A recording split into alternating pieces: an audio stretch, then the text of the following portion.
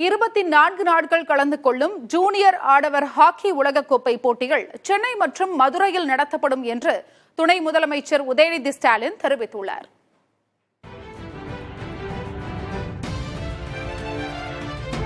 சட்டப்பேரவையில் பதிலுரையின் தொடக்கத்திலேயே துணை முதலமைச்சர் உதயநிதி ஸ்டாலின் எதிர்க்கட்சித் தலைவர் எடப்பாடி பழனிசாமியின் டெல்லி பயணத்தை குறிப்பிட்டு பேசினார்.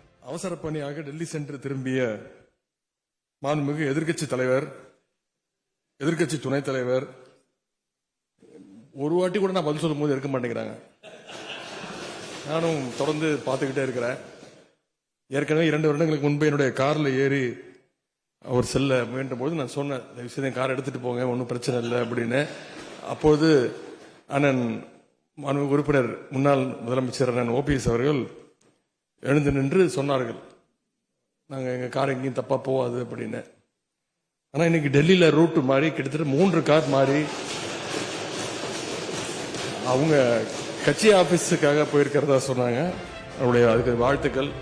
முதலமைச்சர் மு க ஸ்டாலின் ஒரு ரூ போட்டு அனைவரையும் கதற வைத்திருப்பதாக துணை முதலமைச்சர் கூறினார். பேப்பர்ல எழுதும்போது சிலர் போட்டு கீழே 2 லைன் போட்டு எழுத ஆரம்பிப்பாங்க.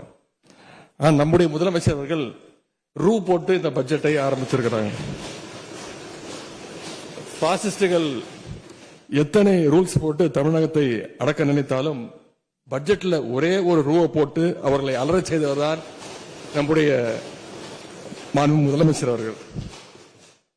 எப்படிப்பட்ட நம்முடைய தலைவர் அவர்கள் இருக்கின்றவரை தமிழ்நாட்டுக்குள்ள இந்தி திணிப்பு மட்டுமல்ல, எந்த திணிப்பும் யாராலையும் கொண்டு வந்துட முடியாது என்பதை இந்த மாமன்றத்தின் மூலமாக எடுத்துரைத்து என்னுடைய பதிலுரையை நான் துவங்குகின்றேன்.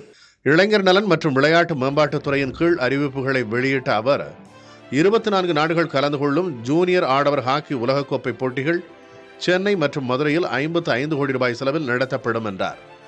முதலமைச்சர் இளைஞர் விளையாட்டு திருவிழா அனைத்து வட்டாரம் மற்றும் மாவட்ட அளவில் 45 கோடி ரூபாய் செலவில் நடத்தப்படும். 25,000 விளையாட்டு வீரர் மற்றும் வீராங்கனையருக்கு காப்பீடு திட்டம் உருவாக்கப்படும். திருவள்ளூர், திருவண்ணாமலை, தஞ்சாவூர், திண்டுக்கல் மற்றும் கிருஷ்ணகிரி மாவட்டங்களில் 5 பாரா விளையாட்டு மைதானங்கள் 7.5 கோடி ரூபாயில் அமைக்கப்படும் என்றும் துணை முதலமைச்சர் தெரிவித்தார். சென்னை வேளச்சேரி நீச்சல் குளம் உலகத்தரத்தில் 18 கோடி ரூபாயில் மறுசீரமைக்கப்படும். மாற்றுத்திறனாளி வீரர்களுக்கு சென்னையில் விளையாட்டு விடுதி அமைக்கப்படும். 40 சட்டமன்ற தொகுதிகளில் 120 கோடி ரூபாயில் முதலமைச்சர் சிறு விளையாட்டு அரங்கம் அமைக்கப்படும் என்ற அறிவிப்புகளையும் அவர் வெளியிட்டார். சிறப்பு திட்ட செயலாக்கத்துறை சார்பில் திட்டங்களை அறிவித்த துணை முதலமைச்சர் தமிழ்நாட்டில் பல்கலைக்கழகங்களில் நான் முதல்வன் பல்கலைக்கழக செயல் மையங்கள் அமைக்கப்படும். ஸ்கவுட் திட்டத்தின் கீழ் வரும் கல்வியாண்டில் தமிழ்நாட்டிலிருந்து 100 திறமையான மாணவர்களுக்கு உலகளவில் தொழில் பயிற்சிகள் வழங்கப்படும்.